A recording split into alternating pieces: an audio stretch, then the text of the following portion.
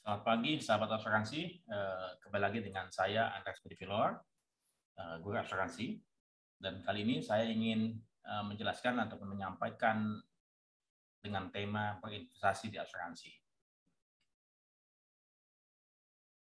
Fungsi sejati asuransi adalah mengalihkan risiko dari diri kita ataupun dari lembaga yang kita miliki kepada perusahaan asuransi.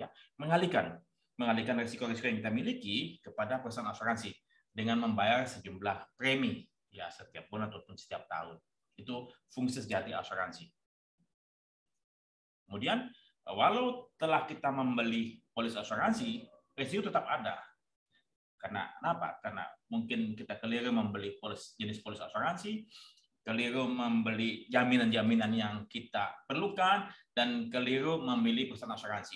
Ya, seperti halnya saat ini terjadi, banyak kasus gagal bayar, Jiwasraya dan Bumi-Putra dan beberapa joint venture yang jiwa yang keliru memasarkan atau menawarkan produk unit link tersebut ya. Jadi walaupun Anda telah memiliki polis asuransi, Anda pun tetap berisiko.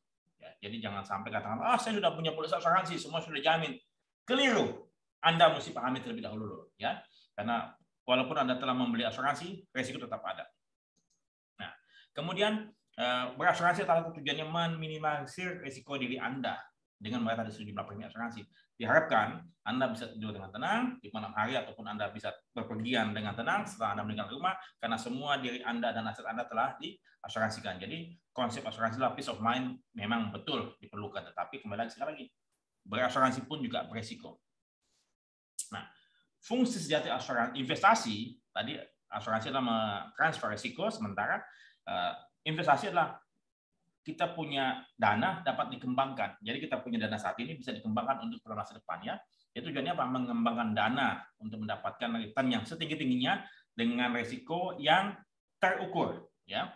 Karena ada suatu prinsip katakanlah high gain high risk ya. Jadi investasi tersebut beresiko. Ya, kalau kata misalnya Anda tidak mau beresiko, Anda pilih produk-produk yang resikonya kecil, katakanlah misal deposito ataupun obligasi ya, ataupun katakanlah beli properti yang Anda pahami dengan baik ya. Jadi intinya Anda berinvestasi, Anda mesti pahami dulu risiko apa yang Anda hadapi. Nah, harus sesuai dengan risk profile Anda. Jadi kalau katakanlah misalnya ada yang bertanya, Pak, saya mesti beli investasi apa yang cocok buat saya? Saya sampaikan, Anda mesti diukur dulu. Anda pahamnya mengenai apa? Jangan sampai Anda membeli suatu jenis investasi yang Anda tidak pahami. Jangan beli unit link bila Anda tidak paham benar. Itu buku saya yang terbit tahun 2009 ya. Jadi begitu pun dengan investasi, Anda harus paham benar dengan jenis investasi yang Anda masuki. Kalau tidak, Anda tidak usah beli. Anda mendingan deposito aja. Ya, deposito aja. Jadi jangan sampai kata Anda membeli atau ikut-ikutan membeli kan orang lain ikut membeli, jangan ya. Dan kemudian Anda harus tahu tujuan keuangan Anda. Kalau kata misalnya tadi Anda punya tujuan keuangan untuk dana pendidikan anak Anda yang tahun depan mau masuk SD ataupun SMP, ya 1 tahun Anda cukup deposito. Tapi kalau misalnya anak Anda saat ini misalnya 3, 4, 5 tahun buat Anda kuliah, ya baiknya Anda berinvestasi di properti ataupun di saham ya. Tapi Anda kembali lagi, Anda harus belajar dulu saham ataupun properti supaya Anda punya suatu cara, suatu strategi, cara bagaimana bisa mengembangkan, karena bagaimanapun juga tetap resiko. Jangan sampai katakanlah Anda main beli saja, Anda akan rugi ya. Jadi tujuan keuangan Anda entah jangka pendek atau jangka panjang, pengetahuan Anda ya, Anda mesti belajar dan pengalaman, karena bagaimanapun pengalaman akan mengajarkan Anda dan Anda akhirnya menjadi lebih paham, lebih ahli dalam bidang Anda ya. Kemudian banyak instrumen investasi ya. Katakan tadi ada real asset, ada paper asset. Real asset properti bisnis ya, logam mulia. Sebenarnya paper asset deposito, kemudian apa lagi? Sekuritas saham, kemudian reksadana, ya, unit link mungkin, tapi saya nggak izinkan ataupun saya nggak sarankan ya. Jadi banyak yang katakanlah Anda bisa tuju ataupun Anda bisa pakai sebagai instrumen investasi Anda mendapatkan masa depan yang lebih baik. Ya, nah, ini bagaimana menggabungkan investasi dan asuransi menjadi satu produk yang disebut entah unit link ataupun dengan nama lain. Sesungguhnya tadi asuransi adalah memperkecil tingkat risiko, ya, mentransfer risiko kita kepada perusahaan asuransi. Sementara investasi volatile, ya, ada risikonya. Kalau kata digabung dengan memperkecil risiko dan ini volatile, berarti apa? Akhirnya tujuan kita untuk berasuransi tidak tercapai karena risikonya Jadi tidak terukur lagi, ya. Karena tadi polis asuransi untuk memperkecil tingkat risiko, sementara investasi berisiko. Digabungkan semakin tidak jelas. Jadi saya sarankan tidak digabung. Oke. Nah, selain investasi berisiko, berinvestasi perusahaan asuransi lebih berisiko. Kenapa? Karena dana investasi yang kita miliki, kita sampaikan pada perusahaan asuransi, akan diusus lagi kepada pihak ketiga. Nah, sementara kita tidak tahu apa yang terjadi di belakang perusahaan asuransi. Bagaimana mereka mengelola dana kita dengan MI, nggak tahu. Kenapa? Karena MI kan tidak menyampaikan report pada kita.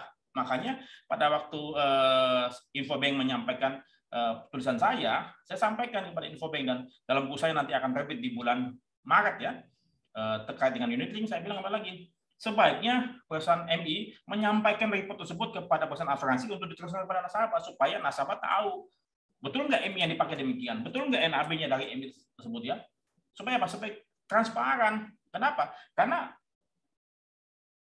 jenis investasi harus terbuka. Karena kenapa? Resikonya tangan nasabah. Jadi nasabah pun juga harus tahu, harus dapatkan informasi dari MI.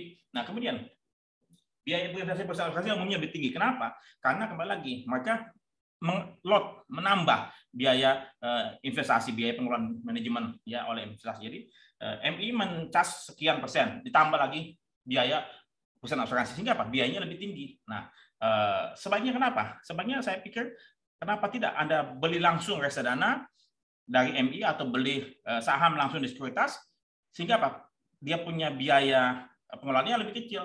Nah, tapi saya sarankan dalam saya punya buku pun juga dalam Infobank, saya berharap apa? Biaya pengelolaan investasi yang dibebankan oleh perusahaan asuransi sebaiknya tidak lebih tinggi dari biaya pengelolaan dana investasi bila mana nasabah langsung ke MI. Kalau kata misalnya saya membeli ke MI, biaya investasinya katakanlah 0,5%. Mestinya perusahaan asuransi mencas juga saya 0,5%. Kenapa? Karena perusahaan asuransi bisa deal, bisa negosiasi dengan perusahaan MI untuk mendapatkan biaya pengelolaan investasi yang lebih rendah, katakan 0,3, sehingga dia bisa bebankan 0,2, sehingga kepada saya masyarakat umum tetap 0,5. Saya lewat perusahaan asuransi 0,5, saya lewat MI 0,5 juga. Ya, jadi intinya Anda harus lihat ya itu. Nah, tapi kemudian ada beberapa produk perusahaan asuransi jiwa yang returnnya memang lebih tinggi daripada deposito. Tapi Anda harus tahu siapa perusahaan asuransi jiwanya. Ya, Anda harus betul-betul percaya perusahaan asuransi jiwanya. Katakanlah dia punya grup dipercaya, dia punya reputasi grupnya tersebut juga sangat jelas, ya Anda bisa mendapatkan memanfaatkan produk unit link ataupun produk gabungan ini ya dari perusahaan asuransi jiwa yang betul-betul Anda percaya. Tapi pahami dulu bahwa itu ada risiko. Nah, jadi perusahaan asuransi dan menggabungkan proteksi bukanlah pilihan yang bijaksana. Ya, karena kembali lagi konsep pengelolaan keuangan adalah memisahkan investasi dari asuransi ataupun sebaliknya. Jangan dicampur. Tapi kalau katakanlah misalnya ternyata bunga deposito sekian persen dan Anda bisa mendapatkan lebih tinggi sekian persen, ya Anda betul-betul harus percaya perusahaan asuransi jiwanya, PAJ-nya. Ya, sehingga betul-betul Anda tahu bahwasannya suatu ketika, karena produk unit link ataupun produk asuransi yang dijual oleh bank ataupun oleh pihak ketiga itu tidak dijamin oleh LPS dan menjadi risiko Anda. Anda harus betul-betul percaya. Kalau Anda percaya, saya sarankan silahkan, tapi Anda harus ukur risiko Anda. Ya, jangan tempatkan dana Anda dalam satu keranjang. Ya, jadi sebaiknya Anda pisahkan, pilah-pilahkan sehingga Anda tahu berapa tingkat risiko yang Anda mesti hadapi dan tingkat risiko kerugian berapa yang Anda akan hadapi. Ya, jadi ini saya punya summary dan opini. Ini bisa menjadi referensi Anda, sepenuhnya kembali kepada Anda. Karena risiko adalah milik Anda, dana tersebut milik Anda. Saya bisa dihubungi di Digital Academy dan bisa asuransi. Ya, demikian penyampaian saya. Bagaimana berinvestasi di asuransi? Apakah benar atau tidak, bijak atau tidak? Semua kembali kepada perusahaan Anda. Terima kasih. Sampai jumpa. Salam asuransi.